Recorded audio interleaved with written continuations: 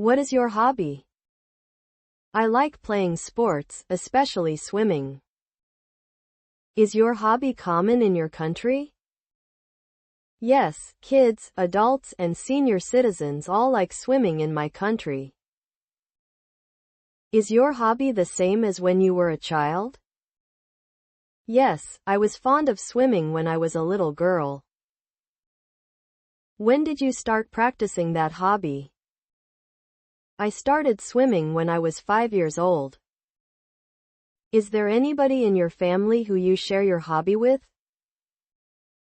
My dad, he taught me how to swim. How much time do you spend on your hobby? I usually go to the swimming pool twice a week. What benefits do you get from it? Swimming is a really good workout. It helps me keep fit and chill out after a long day working. Have you ever heard of someone having a very unusual hobby? What was it? Yes, my cousin loves tattooing vehicles. He puts stickers everywhere on his car. What do you think about someone having weird hobbies? I don't think any hobby is weird. It's just what you like to do, so I don't judge others.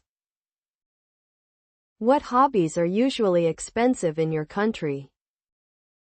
Playing golf is a really expensive hobby. Only the rich can afford to buy golf supplies.